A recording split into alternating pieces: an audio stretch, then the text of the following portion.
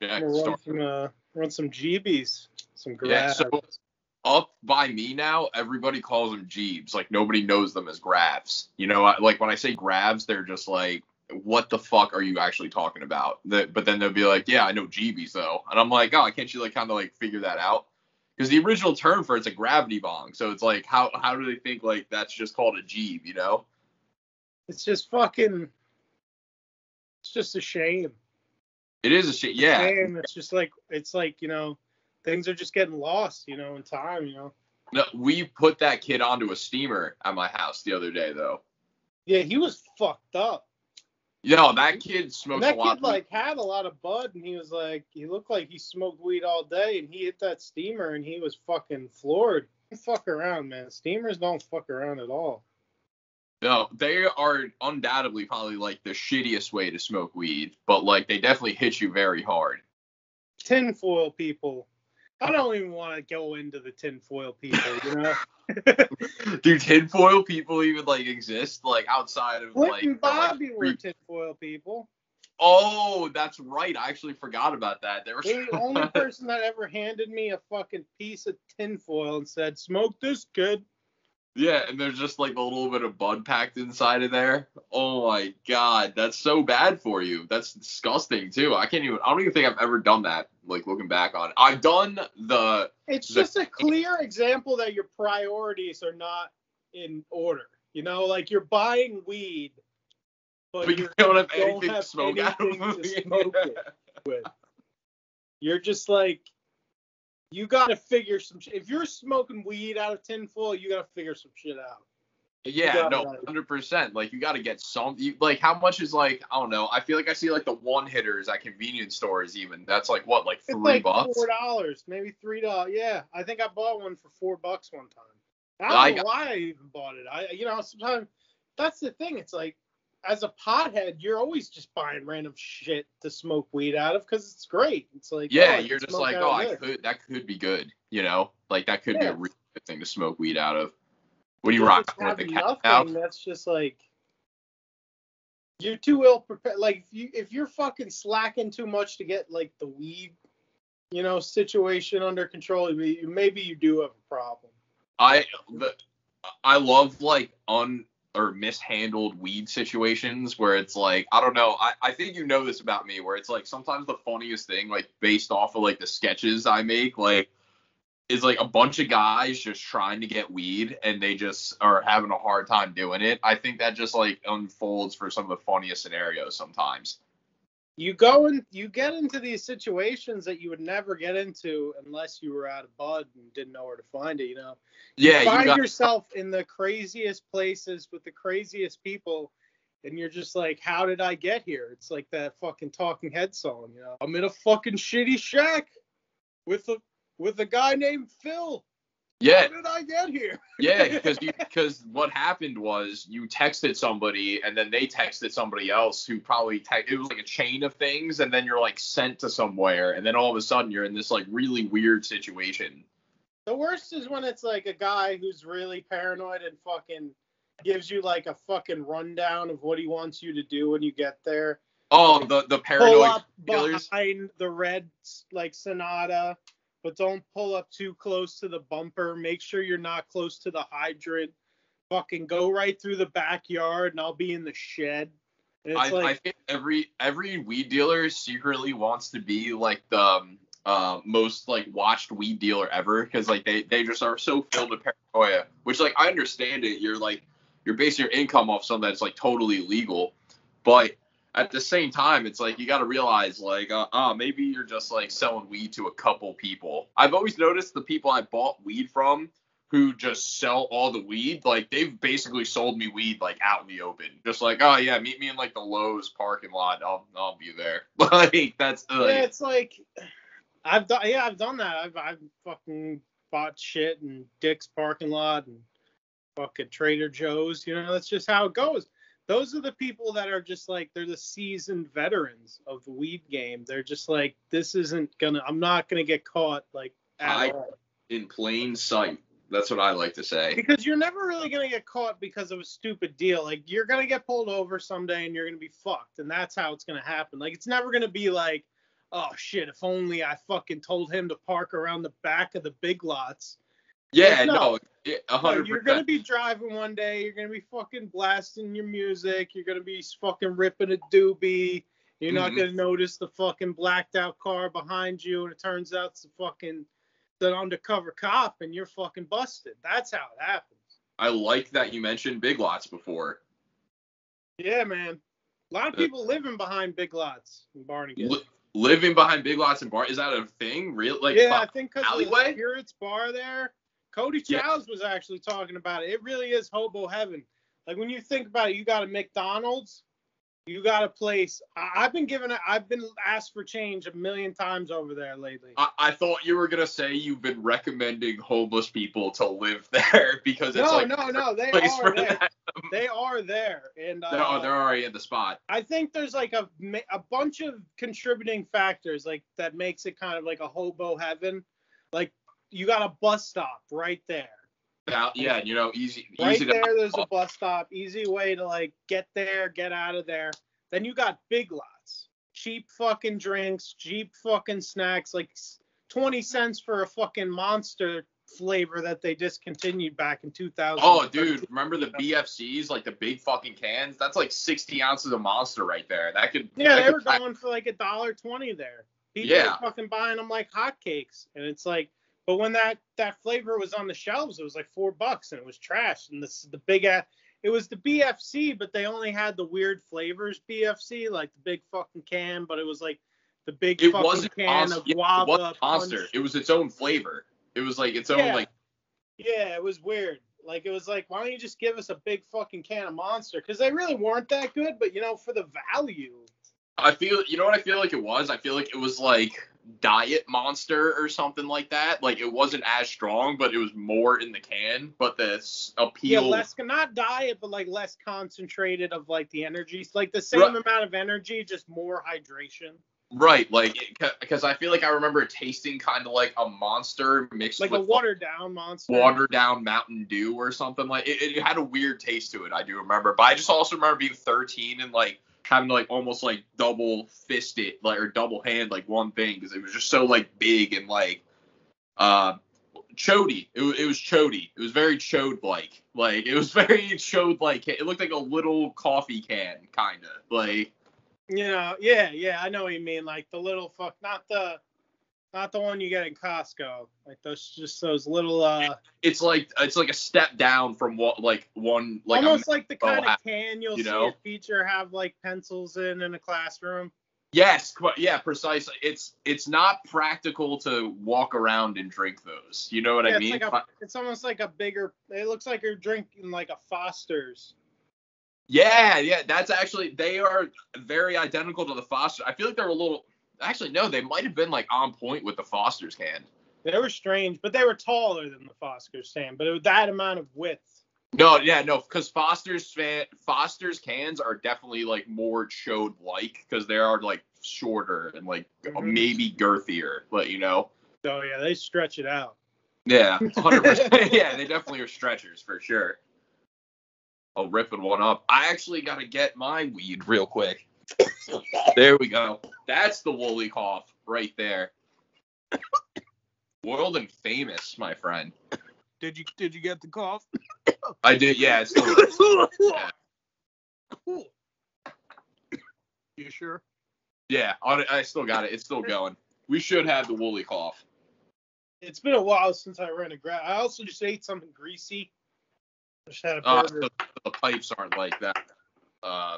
Sustainable. Something about smoke and grease with me that don't work. The GRAVCast.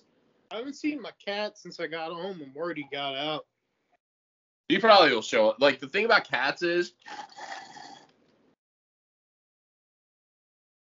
it's like they have like good sense of direction. You know what I mean? Like they gotta own situations. Like Oliver and Company, my favorite Disney movie growing up. Like.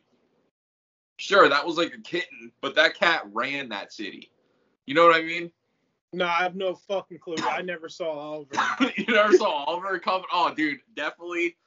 I got Disney Plus. I'll check it out. It should be on Disney Plus. I don't know. I haven't checked out Disney Plus Disney in a while. Plus seems to have everything that Disney's ever had, except that one movie where like the guy sings to the birds. Yes, but that they also and they tore down what's that ride at Disney World? They didn't tear it down. They renamed it. It was the Mountain something. Splash Mountain. That was based off the movie that they had banned from Disney Plus, and now they're actually changing the name of the ride. I'm very mad because Disney made a rendition of Peter and the Wolf, and I had this VHS growing up, and it was dope because it was like the voice who did the narration or the voice of Winnie the Pooh did the narration to this rendition of Peter and the Wolf, and it was just it was my favorite cartoon growing up. I kept popping it in, and I tried to look at it on Disney Plus. They did not have it. It's like actually very hard to find like this actual like copy of Peter and the Wolf. Maybe my parents have it like back in the house. Well, like this was like almost like a remastered version of Peter the Wolf. Like they have the OG Peter the Wolf, but not this like redubbed almost. No, version. It's like. So Peter and the Wolf's like a common tale. Like, I mean, like Disney did their own version of it as a. Oh, so you're saying they just don't have Peter the Wolf at all? Yeah, they don't have it at all. Sucks. Yeah, so I was like, and that's like a short one. That's good to like throw on, you know what I mean? Because it's like not a long. I think that whole like, because it's like that might be why it's stories. Missing. I feel like a lot of their shorts are missing. Yeah, it's like it kind of is like a short too, because like the whole VHS was like 30 minutes long, but there's 3 other shorts. I'm not gonna lie, HBO Max killing it with the Looney Tunes shorts.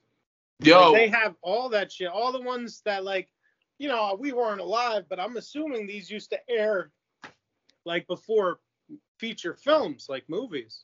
Yeah, no, they look like one because they're only like 15 minutes, and then they seem like they're like big production, not big productions, but they seem like they're presented in a way like the way the sound is and how it's all like big and loud. It feels like it's meant for a theater. Like I feel like that's pretty sick that HBO Max got all those fucking clips and they're all on there. No, and it's also awesome because I fucking love the Looney Tunes, and like that's like probably some of my favorite type of anime. I've always been more of like Warner Brothers over Disney type of dude. I just always have been. I like Bugs Bunny more. I like Daffy Duck more. Elmer Fudd, Yosemite Sam, like I just love all those characters. Like I also liked like how like Looney Tunes were a little more edgier than Disney. Like they weren't like cursing. I've always been like there's just the magic, and I know you're gonna get mad. I know you're gonna be like, I don't understand what you mean. Like everyone, I describe exactly what's better about Looney Tunes. Like they're funnier, they're cooler, but there's just something about Disney, man. There's just that. There's that aura. I agree with you. What Looney Tunes their animation just always has that like glow to it. That's just fucking. There's just something. It's that intangible thing that they just seem to fucking just bust out of their balls. Like, they just like capture like your heart and your nostalgia so much. Like any Disney movie is just like so good at that. Like they just capture. No, but I'll watch a fucking Disney movie I never saw and it has like fucking that same vibe. Like. I forget what I watched I watched Emperor's New Groove about a few weeks ago. And like I had seen it as a kid, but I had never sat down and watched the entire movie. You know what I mean? Like I had seen it. Like I did not own Emperor's New Groove. Like it would be on the Disney fucking channel. You know, it would be on every now and then. Yeah, because it had like its own like show, right? So you'd see like that. I never saw the show.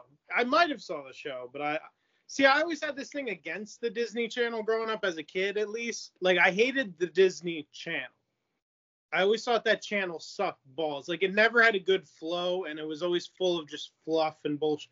Like, they were never showing off what made Disney great. Like, the Disney Channel was always just some bullshit. This isn't Disney Channel. I like the This is horrible knockoff kids shows that aren't good. Like, Nickelodeon's got you fucking under the fucking mattress, just plowing you. Yeah, they were just I agree. I definitely watched Nickelodeon. Especially late 90s Nickelodeon. Remember that fucking like Hidden Temple game show? That was I do remember that. I can't remember the name of it. It was like this fucking dude, like this face. And it was like called Legends of the Hidden Temple. I think it might be called. Was it called that? Exactly Yes. what it was called. Like, there you can't fuck with that. Disney Channel didn't have shit like that. No. Nickelodeon had the slime. Like you'd see all your favorite actors coming out, and they're just fucking getting slimed. And this is what Nickelodeon does. Disney, as a channel, I was all Nickelodeon. I wasn't really even about Cartoon Network, and I know that's where Looney Tunes was at the time. Yeah, I was all about, like, I kind of was more about Cartoon Network because I think I liked, like, Ed, Edd n Eddy. What else did I enjoy on there? Now I'm, like, diving back into, like, cartoons and whatnot. Oh, do you remember the Looney Tunes movie? The Looney Tunes Back in Action movie? Who was in that? I think, like, was Chris Kattan in that? Was Chris Kattan in that movie? I never watched the Looney Tunes live action movie. Really? Looney Tunes Back in Action is a pretty solid movie. I would recommend that. Like, it's hard to see, because, like, I'll watch some shit like that, and I'll be like, this is terrible. I watched fucking Tom and Jerry, and it was awful. Oh, wait, the new one? Yeah. Oh, wow, damn. I think it had the blonde lady from that Manifest show that everybody thinks is amazing, which I also watched 3 seasons of Manifest, and I'm going to say it right now, that show fucking sucks. Ooh, well, hot take right on the pod. There we go. That show fucking sucks. That's coming from you, though. It has a great premise. It starts out, like, really well. 3 or 4 episodes of, like, okay, we got, like, a hit fucking sci-fi drama right here. And then, like, I'm telling you, man, it just sunk. Like, it became clear that the writers had no idea where the fuck they were going with the story, and that they were just kind of, you know what I mean? It was kind of like we did the other day. They don't know where this is going yet. Like, the guy who's writing this fucking show, like, no one knows where this is going. You know how they all claim, oh yeah, in 6 seasons we'll tell the whole story, or in 7 seasons we'll have it all down. You know those fucking writers don't have it all down. They're just like, yeah, you know, fucking. He's gonna, like, have a vision and shit, and, like, some kid's gonna get hit by a train, but they'll save him, and then they'll fucking eat some peanut butter and jelly. But then the one kid's gonna have a vision of some peanut butter and jelly, and he's gonna be like, run, and a tornado's gonna come, and it's just gonna be crazy. And they're gonna be like, you don't know how you're ending Manifest. I know the guy writing Manifest does not know how the fuck he's gonna end it, and everyone knows that. And that's why they wanted it canceled. And everyone's bitch, a very vocal minority of people were like, oh. And they always are. And it's like, look, the show you like so much, you know why you like it so much? Because you have no idea where it's going? Because no one does. People love shows that seem to be going nowhere.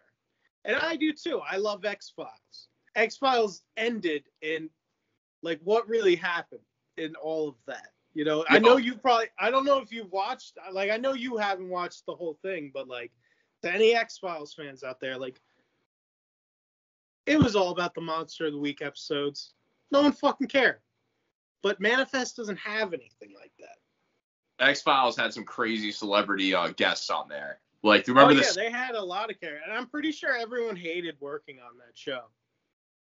I'm almost positive. I've read multiple things and everyone's like, I fucking did X-Files. It sucked. Remember you sent me episodes, like he's in multiple X-Files episodes, isn't he? Seth Green, only the one. He plays a really stone dude in, like, season 2. Yes, you were sending me and he's just like, you know, horrible. We try to sneak on this base and see, like, aliens flying around her. He's, like, trying to sneak on a military base. I don't know what they're doing half the time. That was part of the actual full plot of the show. I don't think that was a Monster of the Week episode too. So maybe he comes back. Like, but I'm pretty sure they fucking, like, abduct him. But I don't know why. Like, what do the aliens want with some pothead? Especially Seth, like, the way Seth Green portrayed this pothead, I'm like, why the fuck would the aliens abduct him? Maybe he just dies. I think he just dies. Or he just becomes irrelevant. Like, all right, you told me what I need to know. Like, go back to eating a cheeseburger. It's funny that every time you see, like, a documentary or something about, like, somebody getting abducted by aliens, it's always a dude that looks like he smokes so much weed that claims he gets abducted by aliens. It's like, why are aliens abducting these guys specifically? Do aliens want weed? Is that what they're trying to tell us? Like, do they not every day? And then they try some like shrooms or some LSD or something, and then they're like, I was abducted by aliens. Or in an alternate theory, maybe aliens are really, really, really trying to find some weed. Maybe this could all come full circle. Maybe aliens are just guys that really need weed. They're like, hey, like, look, I know they see us, bro. Yeah, they're just bugged. They're not even worried about starting like a global war, like a fucking interstellar battle between Earth and the aliens. They're just like, they're bugging out when they're like abducting us. They're like, yo, man, like, I hope like no one saw us, man. Like, fucking, you got that shit.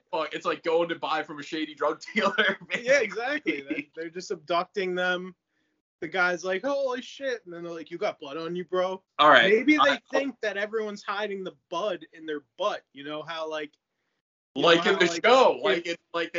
They definitely watch movies and TV. And they're like, all right, so if they're ever in a pinch, they're going to put that right up there. We're going to need a device that can get this out. Like, we know there is weed in their ass. And there's the anal probe. It's just a fucking weed harvesting device. Yeah, they're just like, they just want to make sure, like, it's not getting, like, moldy up there, you know, in case they just need to get the weed out. They're like, you know, they probably don't probe everyone. They probe the ones that, you know, don't cough it up right away. I'm sure they know who has the bud. They have some kind of bud detecting thing. They're like, all right, we abducted you, give it up. But getting abducted by aliens is just like trying to smuggle drugs on a plane, I'd say. I'm just saying right now, I'm open to anybody listening to this podcast. If they happen to be aliens, extraterrestrials, I'm open to just like smoking you up. Like, you don't have to stick anything in my butt. Like, I got weed right there. Like, I'll probably have the bong packed already, so you can just like go right for it, you know?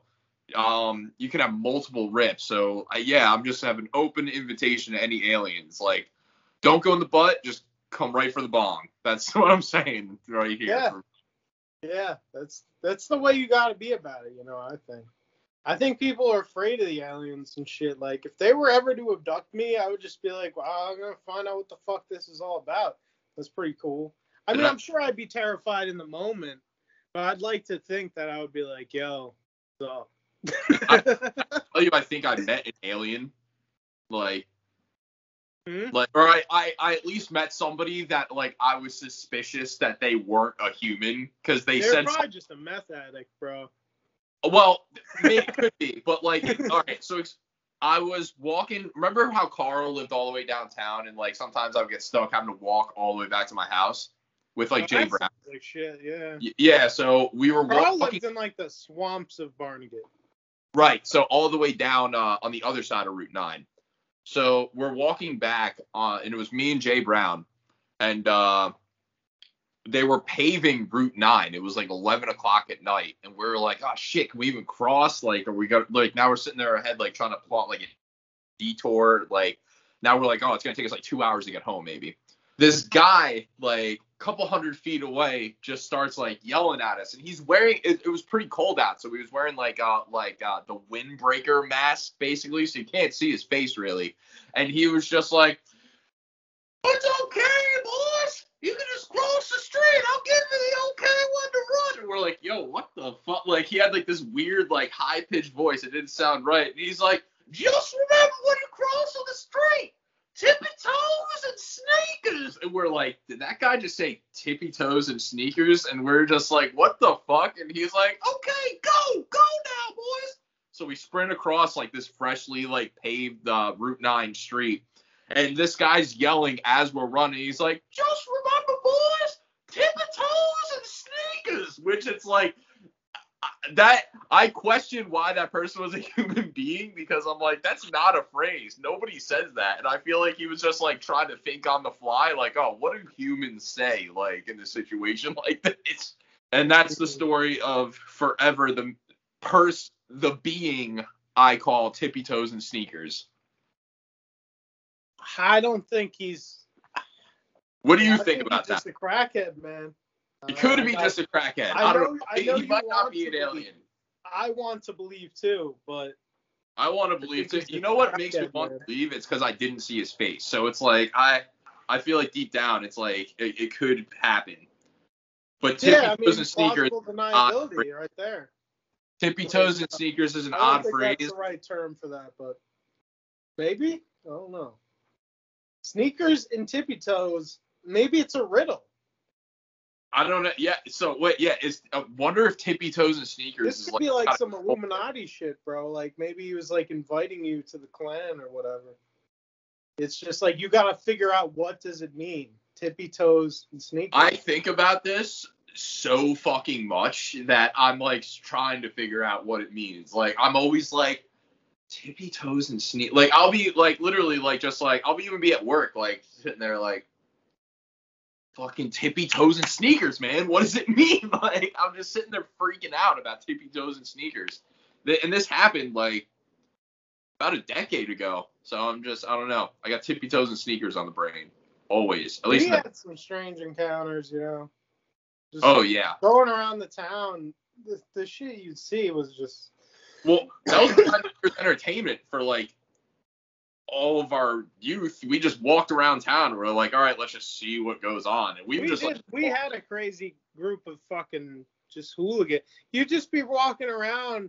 I remember just walking home from a football game, and I just see everybody, every fucking crazy fuck I knew, just run out of nowhere and just push down a fucking whole light. An entire whole fucking street light, just a really tall one. Like big. How many people did it take to push and they just kept running. And I'm like, why did they do that? But it was hilarious at the time. Because, we're kids, so fucked up shit like that is hilarious, you know? Oh, yeah, 100%. Because your life is very boring as a kid. You can't really choose, like, your entertainment a lot of the time, too. Like, you're stuck watching what's on TV and shit. You know, you're walking around and you see a light post fall to the ground and it's, like, loud as fuck. You know, obviously, it's just a primal thing. Yeah, it's just hilarious. But now it's like, damn, that was kind of fucked up that we were just like, looking back in it. But like, look, context is everything. Everyone was pumped up. They just saw some Barnegat varsity football right on top of that hill. They're at high elevation, so it's messing with their head. Honestly, I don't think they really watched any football. I think I don't think so. I think they were just watching like a fight that happened at the game. You know what I mean? Yeah, there's a fight rumored in the parking lot. Remember how many times that was like the big seller? I wonder if people were ever like Coach. Well, I won't say any names, but he shows up. He's they're really pumped tonight for some Barnegat football, and everyone's really just saying like some fucking kids fighting in the parking lot, you know. Imagine the coaches are all like, everyone's pumped up tonight. Everyone's showing out. Like it has nothing to do with the game. They don't give a fuck. Imagine that's what like enticed people about like that, just like all the fights that would happen. I remember our freshman year, like before like I could like be like with the varsity team, because it was always where like you would fight. Like everyone wanted everyone to see it, so they would say like at the fucking game Friday. Because that's where like the biggest like crowd was usually. And in the parking lot, because it was a huge parking lot way away from the field that no one really like would go around. You see like the principal drive by with a cart full of pretzels. Remember I got in trouble for stealing the pretzel out of the back of the cart? Yes, I do remember that. And there was animosity from Dr. S. He was like, do you know who I am? I'm like, the pretzel truck guy. He's like, I'm the principal. It was my freshman year. I had never met the principal. I was only like 3 weeks into the year. I didn't fucking recognize. It was like a rainy night. He had a cap on. I think he even had a fucking poncho on. But either way, it's the concession stand. He's taking all the shit no one bought, and he's driving with all these pretzels, and a bunch of fucking hoodlums I know were like taking them. And I was like, yo, I should get one. And of course, you know me. Like, I'm not the sneaky guy who can steal pretzel. You just walked up and I didn't really use any like method of deception. Like everyone else like kind of came in with like a ninja like run and like some quick moves and snagged it when no one would say. I literally just walked up to this cart and tried to take a pretzel. Yeah. And then was like, bro, you're gonna just throw them out. I actually just had a straight up argument with the principal. I was like, well, bro, like, why do you care? You're about to go throw these out. He's like, actually, no, we're bringing these to the fucking food bank. And I'm like, well, that sounds shitty. Or you bring a bunch of stale pretzels that got like rained on. now you're arguing like ethics on like why you should take the pretzel. Yeah, I'm like, you shouldn't bring this to the food bank. Those people don't want to eat some fucking shitty stale pretzel. It was a straight up lie. Like, this man was going to go just throw out all these fucking pretzels. What he should have done was go right behind the Spirits and Barnegat and wait, all the homeless dudes and just hand them all out to like those guys right there. Before we go any further, I want to clarify, these are soft pretzels. These aren't bags of hard pretzels like Snyder, Rolls Gold, or these were soft, like classic take me out to the ball game type pretzels. Yeah, basically. Big ass, like they don't last. You can't bring 30 of them to. He's carrying them in the back of a wet truck. They're wrapped in tin foil. They're not dry. They're getting soggy and humid. And I remember getting those. I remember like sometimes they throw you a bone and be like, hey, they weren't very good during the game. Like, I know this man was going to throw them all out. So, like, I felt I had the right to argue ethics. You could have. I felt I had that right. I've seen you backed into a wall and just fucking straight swing out of it. I know how you roll, man. Let's bring it back to Seth Green and like obscure fucking like celebrity appearances. Do you remember when David Hasselhoff was in the SpongeBob movie? Like how random. That was the quintessential part of the SpongeBob movie. He was the main, like, he wasn't the main like character or the protagonist, but he was like the main fucking save the day guy. Like, he ended up getting all the credit for everything. Yeah, do you think? Yeah, I feel they washed up on the beach and David Hasselhoff just fucking saved the day. Yeah, no one would expect it, but it like made no sense. But then it's like, oh, it makes perfect sense that David. Well, they also had Davy Jones on SpongeBob. Davy Jones' locker. You would be, how Davy Jones' locker means like you die at the bottom of the sea, you end up in Davy Jones' locker. Yeah. They got Davy Jones from the band The Monkees. And it was his locker full of Davy socks. Jones. You remember that? Like, it was like his gym locker. It was Davy. You don't want, like, in SpongeBob, every time they would talk about Davy Jones' locker, it was the Davy Jones from The Monkees, the singer, like fucking.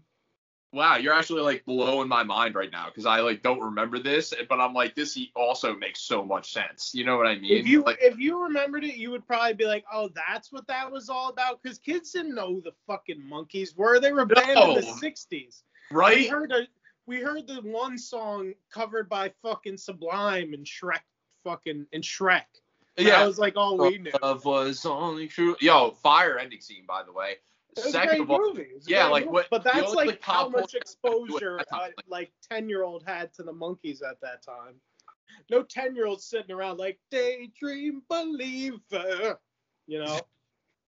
Dude, what's another like crazy one? What about Stan Lee and Mallrats? Like, he just comes up out of nowhere too. He comes, and that's another. It was very similar to Hasselhoff in how he shows up absolutely nowhere, like out of not absolutely nowhere, absolutely out of nowhere, and fucking is the main driving force of like the final act of the film.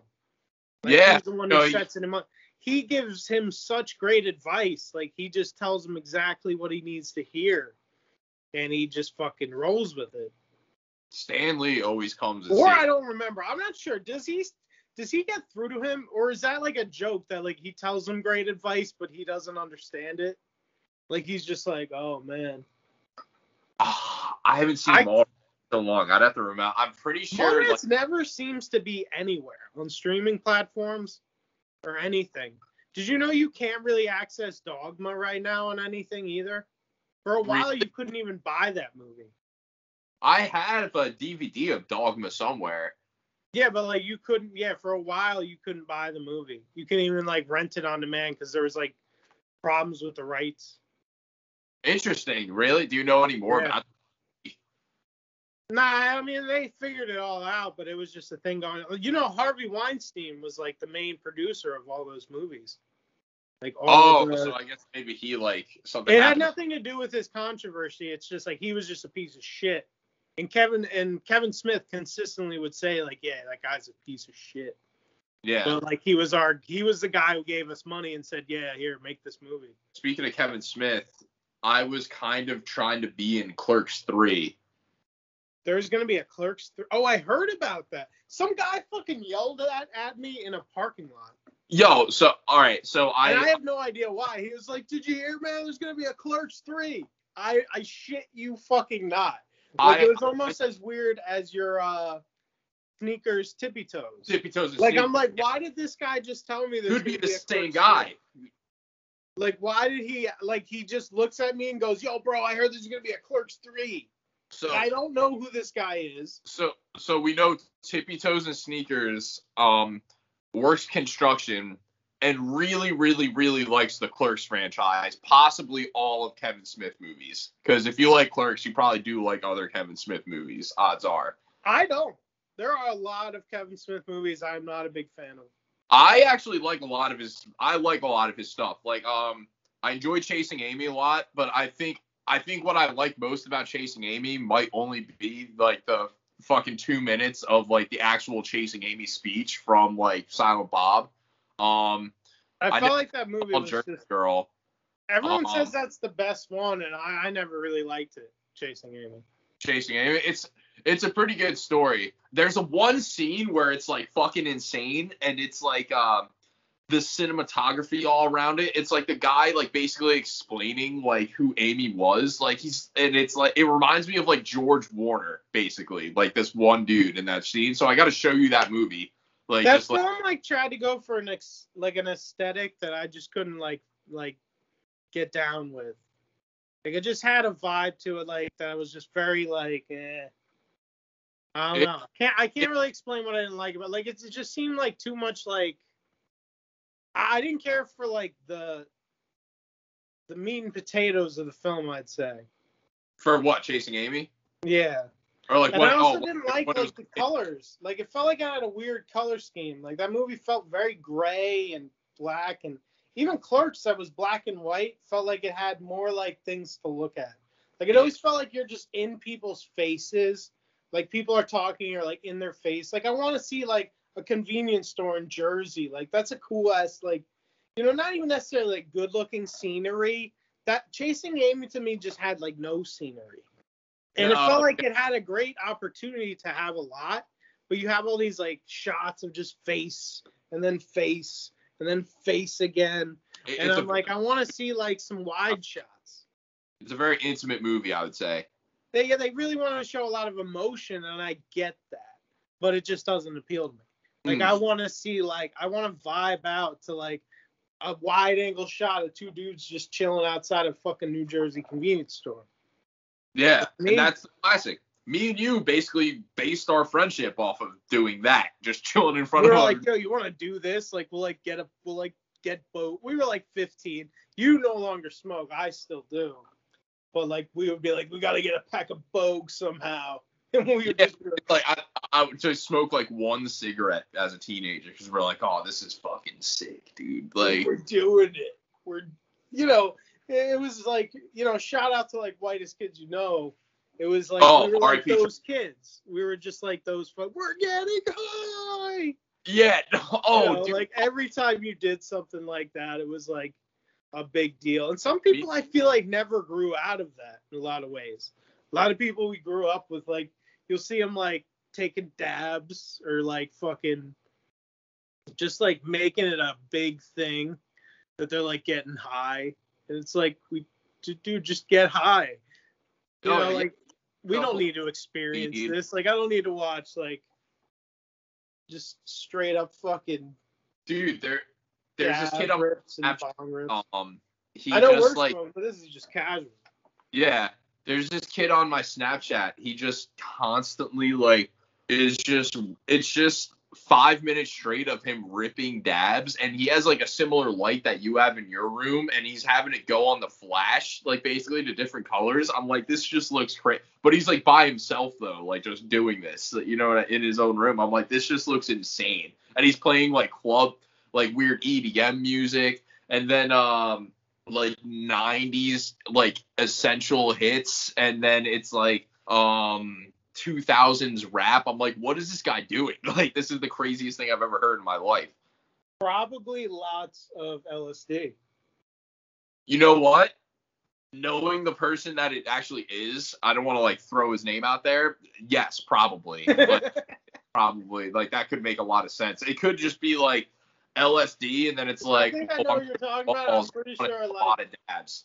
I think I know what you're talking about. I remember seeing this and looking at their pupils and be like, whoa.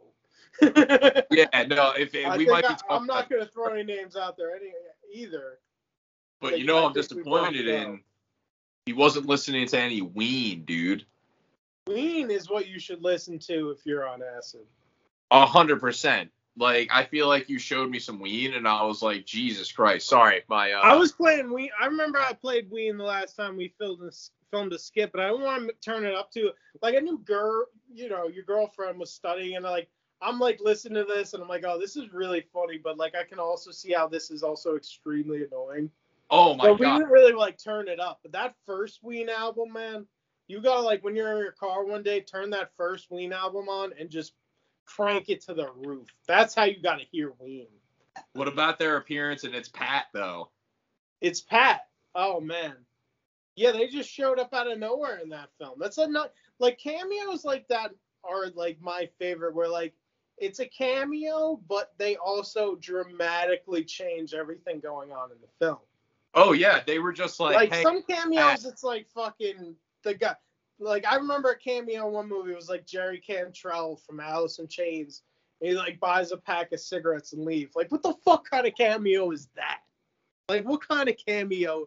Like, he's like a pack of Winston and walks out. Like, what the fuck is the point? When Ween came into It's Pat, everything changed. They're like, hey, we're Ween. You want to play with us? And she fucking pulls out her trombone and shreds. Fucking one of the best renditions. Right? That's the name of the song that he did. I believe they played Scrunch the Weasel, or it was another song, but it was phenomenal. It's been a while. I think it was Scrunch, or no, it was Pork Raw, Egg, and Cheese. That's what I said. It was Pork Raw, Egg, and Cheese. That's what I just said. Pork Raw, Egg, and Cheese. Yeah, pass me the Pork Raw, Egg. And it was great. Dude, it was a solid performance. They had the Ween logo in the background going. It's Pat, like, who you said is a she, but actually It's Pat. It's like kind of ambiguous as to what Pat's gender is. Like, they don't like, that's like the whole thing about it, I guess. That movie, I don't even know if they would like that movie. It's like, how could you cancel that movie? Like, if it came out today, like, how would you even go about it? Because they're very like, you know, it's the whole joke of the movie, but how do you really call it out for anything, you know? Because it's just like, well, we don't know what she is. My favorite thing about, like, It's Pat is, like, the guy, like, trying to, like, hit on her, and then, like, or not her, like, hit on Pat, and then it, like, Pat's just, like, does these weird faces back into the camera, like, breaking the fourth wall and whatnot. Like, it is such a bad movie that... The thing is, people, like, forget that, like, SNL works. Well, a lot of people argue that it does not anymore, but at least at that time, like, SNL skits and shit work very, like, in very short term. And then, like, if you really try to make a whole movie out of that, like, you're out of your fucking mind. Coneheads was the one exception, I think, for a movie that directly came out of an SNL skit. That was a fucking solid movie. But it was also, you know, that's fucking Dan Aykroyd writing it. Oh, yeah, you got it. Yeah, Aykroyd has some movies under his belt, dude. So it's like... That's not a normal, like, SNL skit idea that they made a movie. Like, you're not going to see, like, anything like that. And It's Pat was the clear example of, like, oh, we can't do this. Speaking of Dan Aykroyd, like, imagine 2 hours of, like, I live in a van down by the river. Like, oh my dude, imagine that. Like, if they made 2 hours of Chris Farley just falling into tables and saying he lives in a van. You can't do it. You can't. I kind of want that movie now, actually. It would be. I want someone to make that movie. Straight hours of that, like, same bit. like that same bit, never changing, just going. That would be like horrible. That would be a horrible movie. Maybe it would be amazing. It's just like, I don't think you can ask someone to perform that way in that intensity for 2 hours. Well, so it eventually wouldn't be the same. First of all, you would need Chris Farley, like, so it would never happen off the rip there. And I feel like a lot of what they do feeds off the studio audience, and it really, like, it fuels them. Like, they know, they get live input. Well, live as if they're a comedian. Like, they're making something on video and getting live input. Because, you know, the lights come on that say laugh and fucking applaud and shit for the studio audience. But for the most part, when you're getting real laughs, they can tell. And they're like, they're going with something. They get, like, they're in it. Like, it's different than, like, recording something and having no input of how it's, like, going as you're doing it. Well, that's what I was going to say. Like, it's a whole different art doing live sketch comedy. Like, think about all the sketches we've made. Like, how many of those could we actually perform live? Like, we could never do, like, Shut Bro live. Like, that would be, like, just insane. You know what I mean? We could do all of those skits live, I think, if we had cameramen. We're only thinking about how we didn't have, like, a lot of things that quick, like, cuts to different places. That you can't do. You can't have anything that's like a movie. We did movie trailers.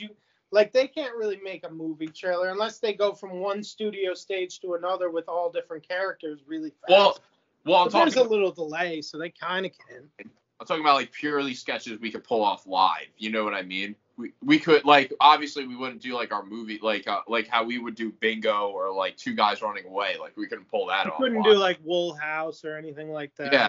We could probably do, like, Woolly's Italian Ice, though, with, like, different cuts. Like, that would have probably been able to, like, we could have, yeah, well, they don't need cuts because they just have fucking 12 cameras going to different angles every 3 seconds.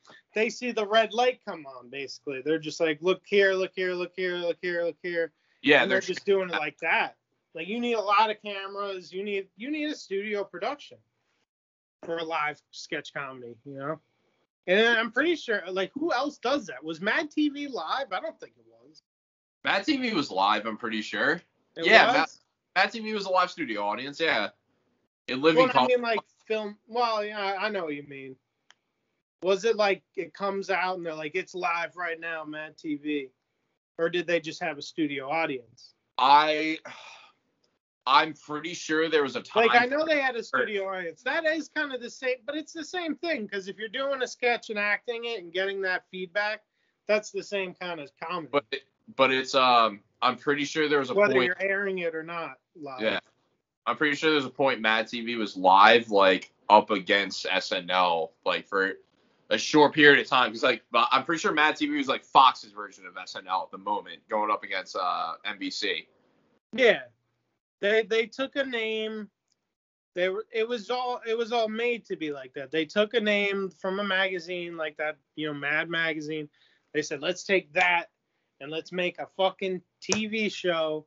And I loved Mad Magazine. Like, you can tell just by the acquisition of Mad Magazine, like, name rights for that show was obviously, like, they were going for the throat. They were coming for SNL. And honestly, like, it was a great show, but there was no way they were coming for SNL. Like, you watch things on SNL sometimes, they're just fucking hilarious. They just have a level of comedians that were better. Yeah, that's what I was gonna say. The cast, but they also have really good comedians doing horrible bits all the time. It's like you'll never get the peaks of SNL from Mad TV, but honestly, I think Mad TV was more consistently funny. Yeah, there was a few I like. There was every now and then SNL is just so fucking funny, and you know, it's just like you can't get that from Mad TV. I think it had to do with just like the potential of the cast that SNL always had, but also their unwillingness to really give them anything good, and their need to make it like every week, fucking, like, you know. Mad TV. I remember there was one mad funny skit where it was they were doing Curb Your Enthusiasm, and they were basically. Oh yeah, Larry. He kept doing like fucked up shit. Yeah, every 2 seconds his wife just goes, Larry. Yeah, and he just kept saying messed up things, like racist. Yeah, it things. got really racist towards the end. Yeah, and she would just go, Larry, and he's like, why? Off of that. Oh my goodness.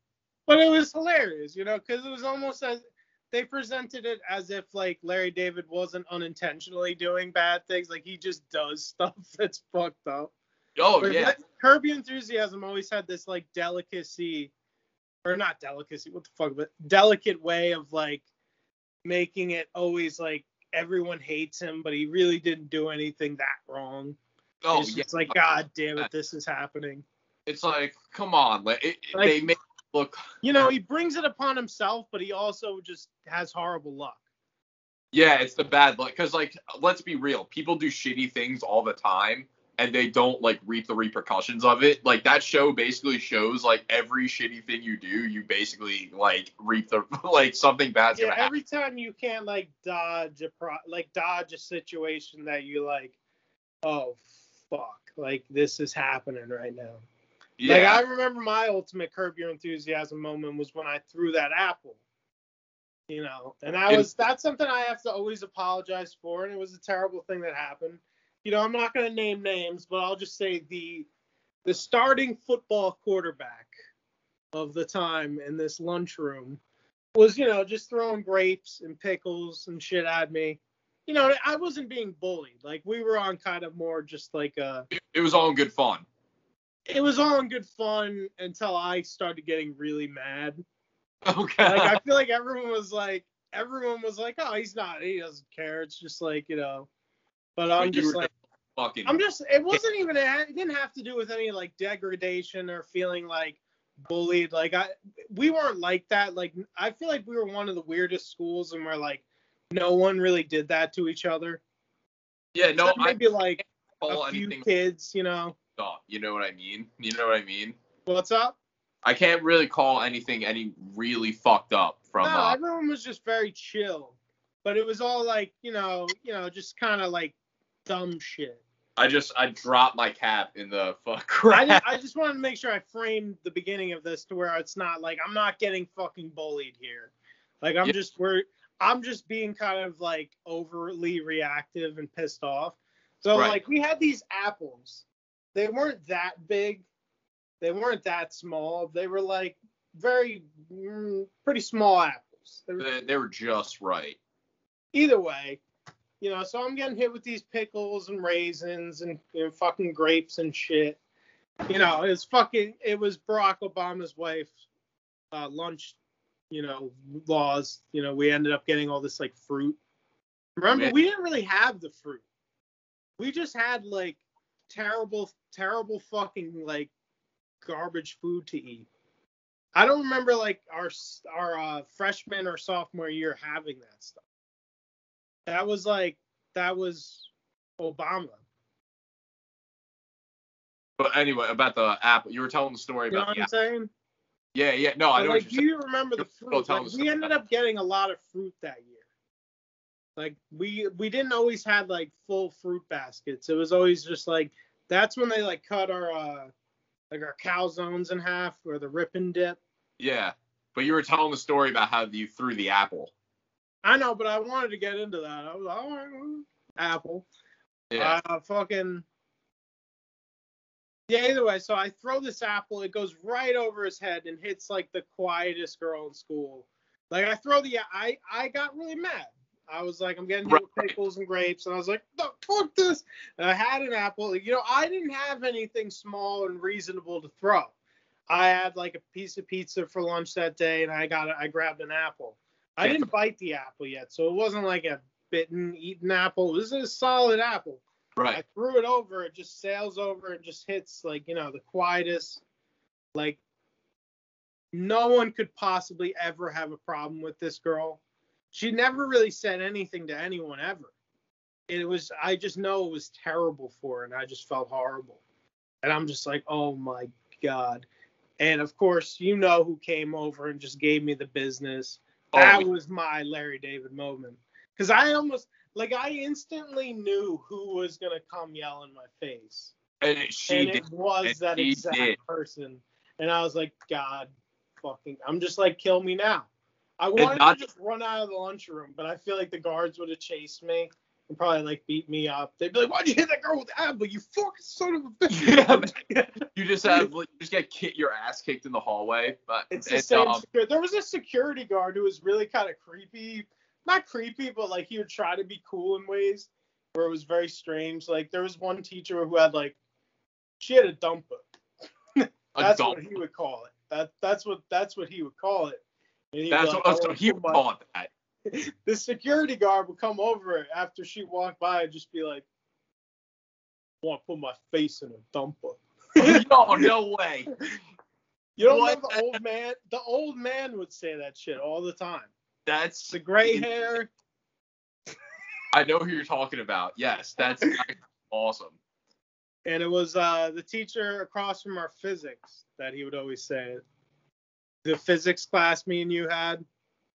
Yes, I know. Yeah. I know exactly who you're talking about. I remember you also you said a really crazy joke in we'll just say Mr. B's class. I remember you were like, you were saying something, and he was like, "She's pregnant," and you're like, "Well, technically, that's a threesome."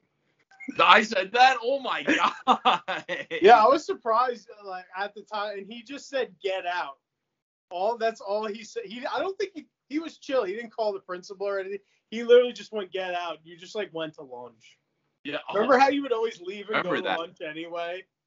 I was a horrible kid. I can't believe I said that. At least he was cool enough to not be like, "Oh, dude, just get out of here." Like it came to you really fast. It was almost like how when I don't think I can really go into this story because like I don't know how I can not say the name. But I yelled at a football coach once in a very jokingly manner, like not like I didn't mean anything by it. It was just for the moment. I can actually tell I just screamed this coach's name. Obviously, I didn't say this coach's name, but the actual name.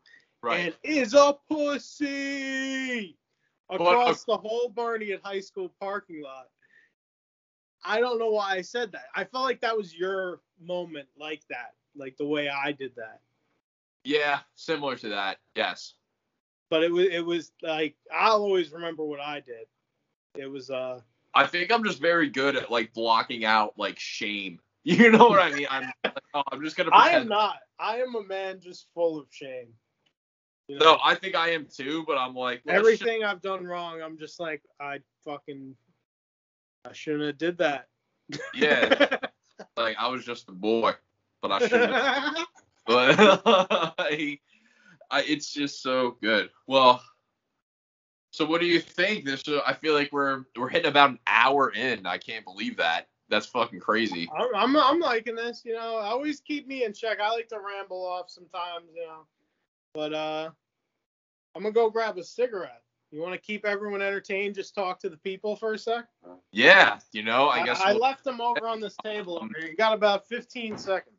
15 seconds. So I guess while I talk to the people, welcome to the GRAVCast. This is two dudes that you're out of fucking time. Oh, you're out of fucking time, Kieran. What was that? I said entertain the people for 15 seconds. And what? I've tried to do reading, but we don't have any readings to do. Like nobody knows the podcast yet. I don't know where they are. They're probably in my car. You don't know where your cigs are? Oh, so I was just like a nicotine fit. Yeah. Well, I feel you, dude. Because while you were telling the story about you throwing the apple, I was trying to run a grav. Literally, drop my socket right in the grav. Oh man. Yeah. So now I'm just it's all wet and resi. Oh yeah, it's just very disgusting. We gotta talk. Remember, this is the GRAVCast. We gotta get into our gravs right now. Oh yeah, 100%. So me right here, I'm rocking with like a nice little like flower vase. I got the Poland Spring bottle. Take the label off though, just so you can really see like how everything's running when you're pulling it through. Traditional airtight cap. I think I got about a 1/4 quarter-millimeter socket going in there. With the hollowed out base and the stem. And I think Woolie's frozen.